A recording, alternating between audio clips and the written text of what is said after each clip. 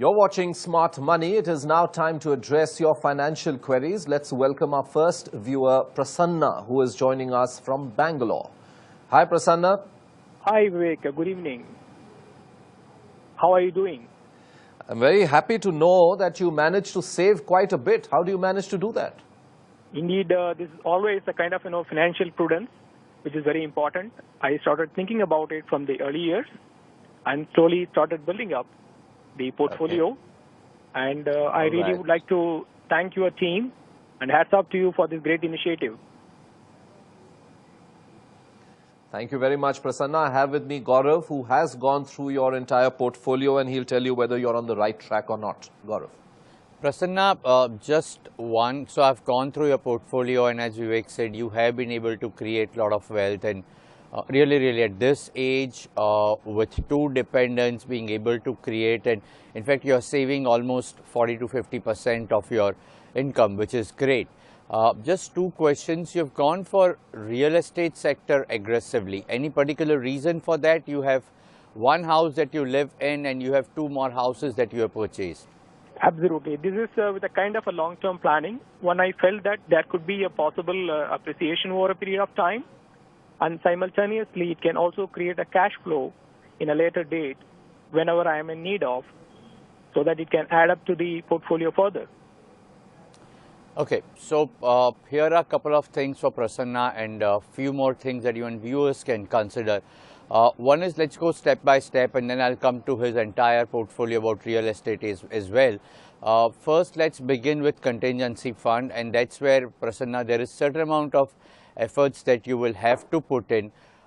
You have been creating assets, and as we discussed just now, there is real estate that you have, and then you have investments into provident fund, there is gratuity, but most of this is illiquid. As in, if there is real emergency, what we normally encourage people is to have at least 3 months mandatory reserve money to take care of any kind of contingencies that come up.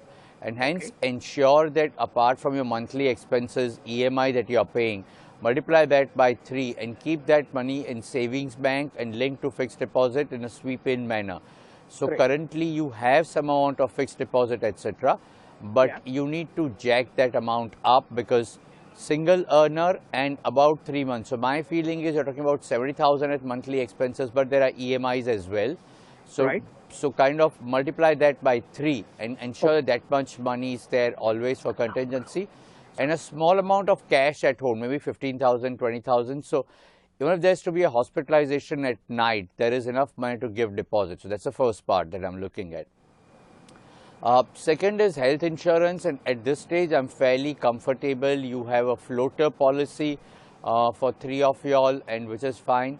You may want to consider independent health insurance plans as well, so that in case this entire floater amount gets exhausted or whatever, there is dedicated health insurance, number one. Number two, even if there are no claims made, and I mean, I'm sure there will be no bad circumstances, but if that happens, at least the overall floating rate, no claim bonuses or any other situations or any health history does not get affect the other partner. So get into a situation where you have dedicated health plan for each member of the family apart from floater. So floater, keep it as a secondary. Primary, go for independent health plans. So that's number 2.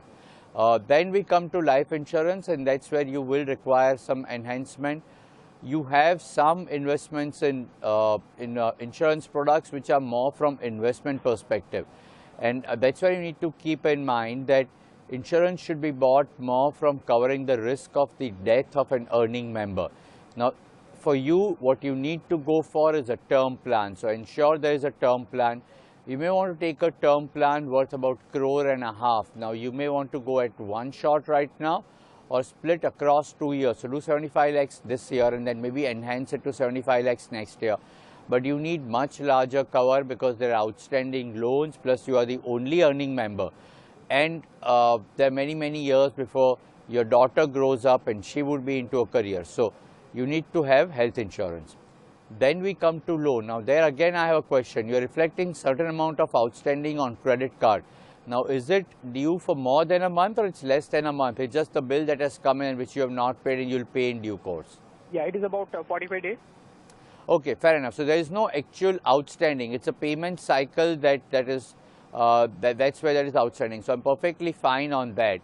My take on real estate. So real estate is a sector which grows absolutely fine, and that's brilliant. But it's also a sector which is or an asset class which is indivisible, illiquid. So many times I get the situation where I tell people that between an aeroplane and a cycle, aeroplane travels faster, but if I want to go 2 kilometers away, what I require is a cycle, and I can't take a flight. And that's what happens here. While you have real estate, it's indivisible, illiquid, and hence for your near-term goals, and which you have not kind of explicitly mentioned about your daughter's education, her marriage, etc., you would require liquidity. But what a lot of your liquidity is being sucked away by real estate, number one. Number two, real estate from regular returns perspective or rental yield again is not the best, because the kind of rental yield one gets, so market value to the rent that one gets, is not brilliant. Again, that rent is taxable. So now that you have bought real estate, I am not asking you to change that. Keep that aside for your retirement, and you already stated that you want certain amount of corpus, about 2 crores by the time you are 58. And earmark this real estate for that. Only thing is, nearer to retirement, liquidate and get into a situation whereby you have some liquid assets for your retirement, but simultaneously start some kind of SIP to accumulate money for your daughter's education and her marriage. And there you get into SIP into equity mutual funds or debt mutual funds currently with tax provision may not be ideally suited, and wait for the final outcome, but look into fixed deposit, but create some liquid assets so that if there are any requirements interim, you have money with you. All right, Prasanna, thank you very much for calling in, and wish you all the very best going forward. Let's take another quick break here on Smart Money, but don't go anywhere. On the other side, we will take your specific financial queries. Keep watching Smart Money.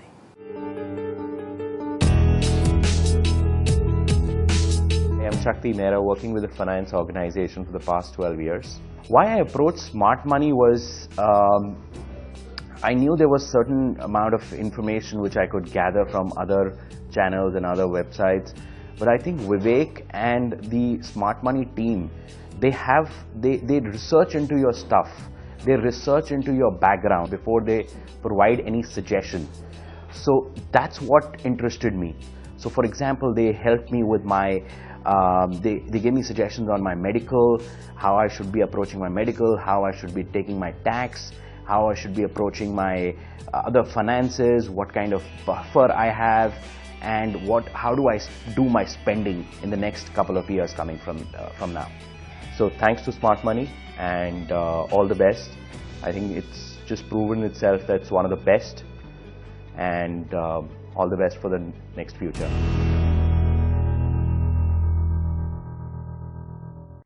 To get expert opinions on your finances, you can send us your queries at smartmoney@btvin.com. You can also call us on 022 4098 7098. You can also send us an SMS. Just type SM, give a space, write your query and send it to 977 327 0010.